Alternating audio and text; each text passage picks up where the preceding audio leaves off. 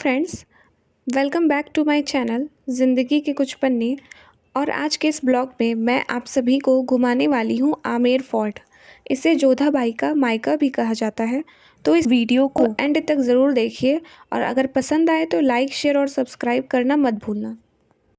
राजस्थान की राजधानी जयपुर से लगभग 11 किलोमीटर दूर अरावलियों की पहाड़ियों पर स्थित आमेर का किला भारत के सबसे भव्य और प्रसिद्ध किलों में से एक है।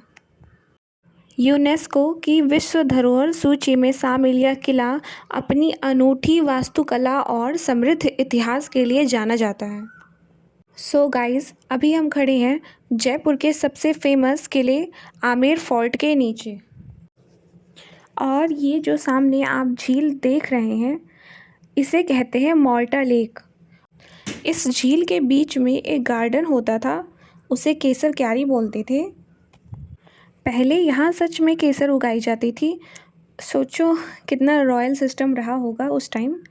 लेकिन धूप और गर्मी ज़्यादा होने की वजह से सक्सेस नहीं हो पाया। और यहाँ पर हम मौसम का आनंद ले रहे हैं।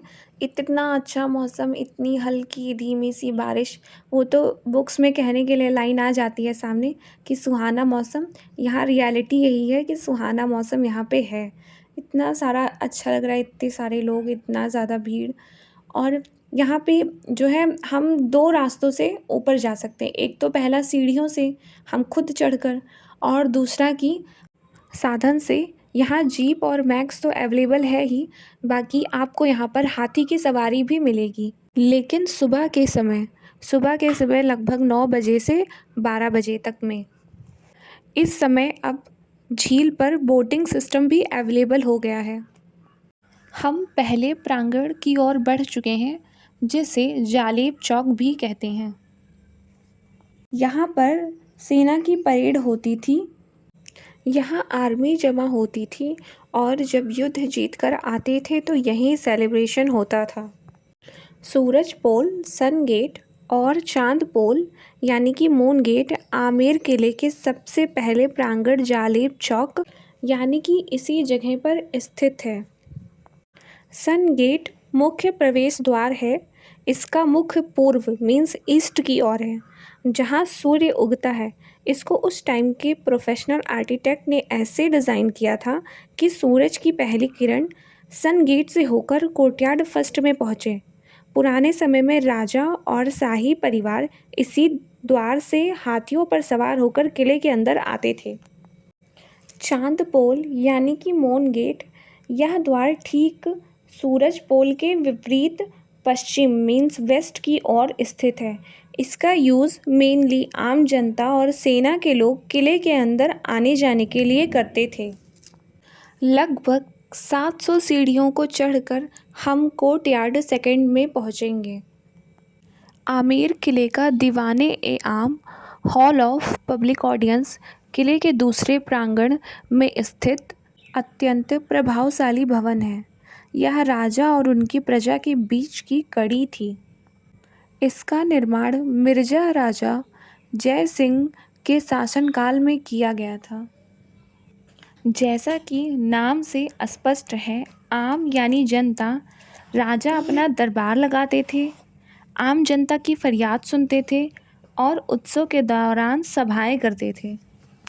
कोर्टयार्ड सेकंड में एंट्री करने के लिए हम इंडियंस की फ़ीस पर पर्सन 100 है और फॉरेनर्स के लिए पर पर्सन 500।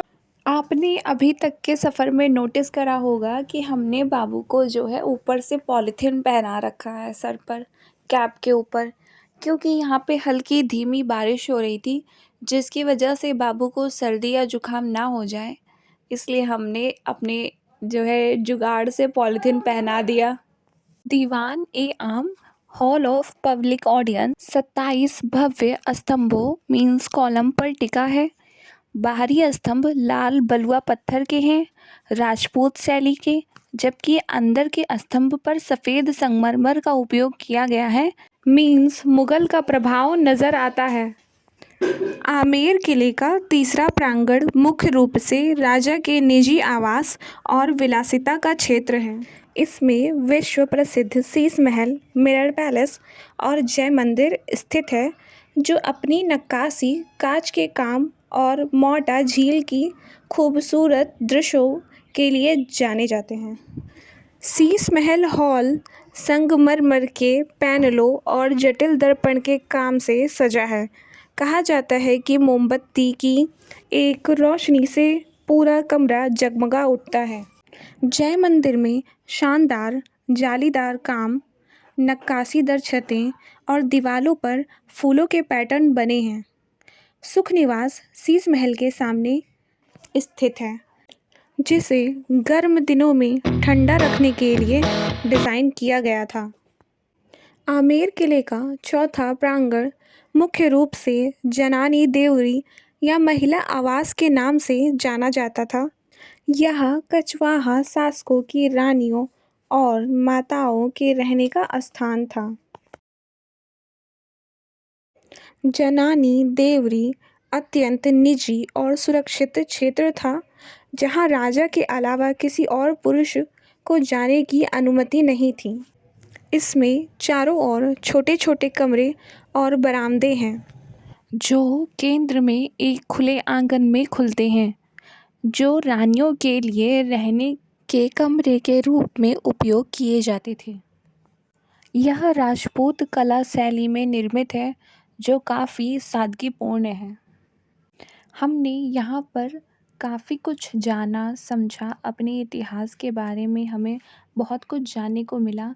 बाकी अनंत ने तो बहुत एंजॉय करा, अनंत के साथ हम सभी ने बहुत ज़्यादा एंजॉय करा।